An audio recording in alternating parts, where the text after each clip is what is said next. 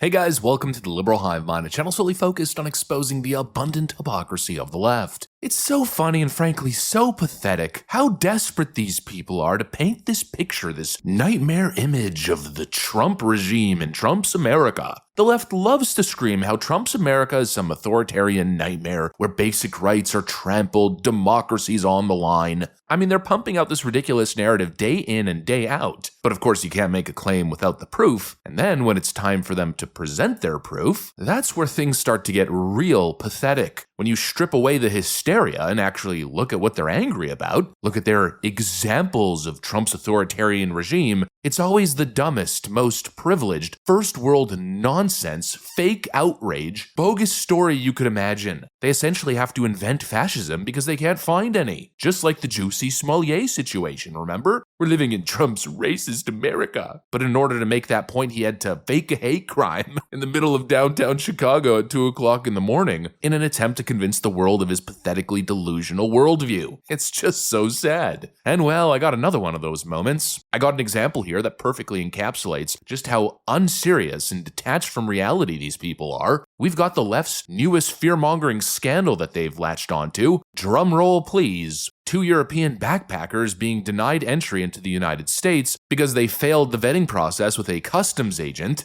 Yeah, apparently that's the big outrage of the day that proves Trump's fascist America. You literally cannot make this stuff up. Let me show you guys exactly what's going on. This is the most viral thing on leftist social media right now. We got some stuff to get into, so let's roll the tape. Alright folks, so I'm not kidding. This is the big thing that leftoids are promoting. A Reddit post written by Icy Bullfrog 3812. Please be careful. We were deported from the US for wanting a backpack. Yeah, I'm sure that's why you were deported. I want to share what happened to me and my best friend last month when we tried to begin our backpacking trip in the US. Maybe it helps someone avoid the same nightmare. We are 19 and 18 years old from Europe, and when we arrived in Honolulu from New Zealand with the plan to explore the island first and then fly to the mainland after to explore California, we had booked only the first 2 nights in an Airbnb, just to be flexible with our plans, like we did in New Zealand. And like many backpackers do, we had the onward ticket to the next destination in Asia, but didn't book domestic flights in the US for the same reason. At passport control, they took us aside for additional questions. At first, we didn't think it was such a big thing, but then it became very intense. They were asking us why we didn't book more nights or domestic flights, what our plans were, how we could afford to travel, and especially about work. We do sometimes small freelance jobs online, like translating or designing stuff for customers back in Germany and sometimes also in Asia, not the US, and we mentioned that, which was maybe the biggest mistake. It was also in the emails that they accessed. And now this Reddit post has gone viral in left-wing circles, and you could pretty much imagine what's being said. Don't come to the US, you might be incarcerated by Donald Trump and his fascist goons. Holy frickin' moly. This is the dumbest thing I think I've ever seen in my life. They're making this grand claim that Donald Trump is essentially ruining America, militarizing the border, and now it's having an effect on poor European backpackers. But take a step back for 2 frickin' seconds, and maybe, just maybe, try not to politicize literally everything, and then you'll realize that none of this is surprising. You have 2 kids that flew in with no solid travel plans, they booked only 2 nights in an Airbnb, no domestic flights booked, no long-term housing plans, from what we understand, no real proof of funds, and no evidence that they were actually going to backpack, just coming into the country blind, hoping to figure it out as they go, and then the cherry on top where the problems probably really started, they admitted to US border agents that they were coming in with plans to work remotely on a tourist visa. I mean, hello, they're literally admitting to working illegally while in the US on a tourist visa. That's not allowed, and that's not new, that's not Trump's tyranny, that's basic immigration law that goes back decades. You cannot enter a country, any country for that matter, without a work visa and just start earning money remotely. I mean, that alone should be grounds for refusal, let alone everything else. But of course, none of that matters when you're in the market for the latest and greatest thing to be pissed off about, to spew your phony outrage online. And so left-wing influencers are grabbing this and calling it fascism, and building it on this narrative that tourism is dying because of Trump's behavior. I mean, look at some of the comments here. F this administration and all the fascist enablers that are cogs in the wheel. I'm sorry you had to experience that. One day we will all be ashamed by the state of things, and God only knows what's to come. No one should come here for now, and I don't say this lightly as I love my country, but it's full of maggots that will hear your story and think it's fine. F 'em.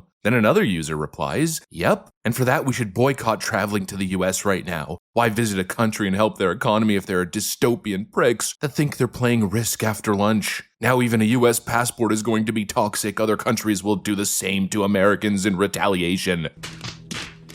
Yeah, you mean like they already are? It's called border laws, customs enforcement. You can't travel to most places without a visa. And even if there's a visa waiver agreement, while being interviewed, going through customs, if you say the wrong thing, if you raise major red flags and then admit that you're gonna work in the country illegally, well, what do you think's gonna happen? But of course, ignore all the facts. I'm so embarrassed to be a US citizen right now. The comments are just going on and on and on, and we got all kinds of big leftist accounts all over X promoting this story as if they've got something. These people are absolutely insane. But of course, they're building a narrative here, the narrative that US tourism is dying because of Donald Trump, which, it's possible. Tariffs could be playing a factor in whether or not people are deciding to come to the country. But to be honest, definitively making that claim in the end might not be accurate, because tourism has been down significantly for a while, especially since inflation started. Not to mention many countries' currencies have weakened in respect to the dollar. Well, once everything gets more expensive, just look at the cost of airfare and hotels. Hotels have doubled in the last 4 or 5 years. Well, if the cost of travel is now close to double and your country's currency is tanking, well, it's kind of harder to go on vacation now, isn't it? There's all kinds of factors, but no, if you listen to the left, people are boycotting Trump's fascist America. It's absolutely idiotic. And the idea that enforcing basic immigration checks is somehow a threat to democracy.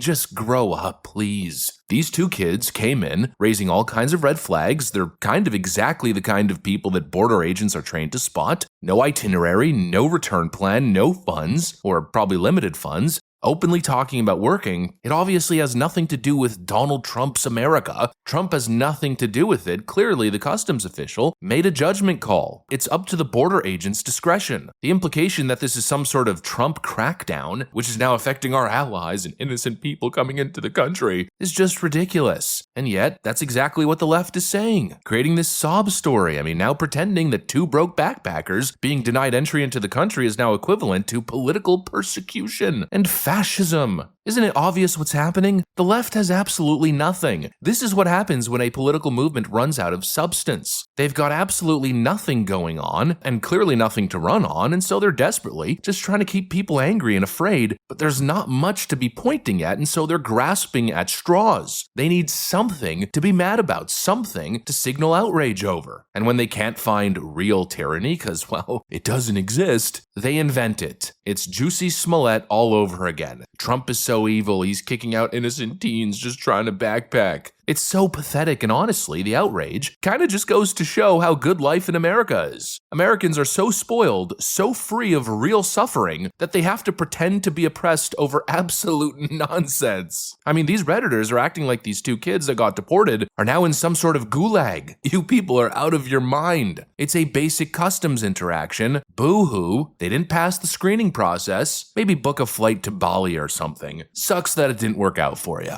Anyways, that's pretty much what I got for you guys on this one. Hopefully you enjoyed the video. If you did, make sure to leave a like and possibly subscribe. Thanks for watching, and I'll see you on the next one.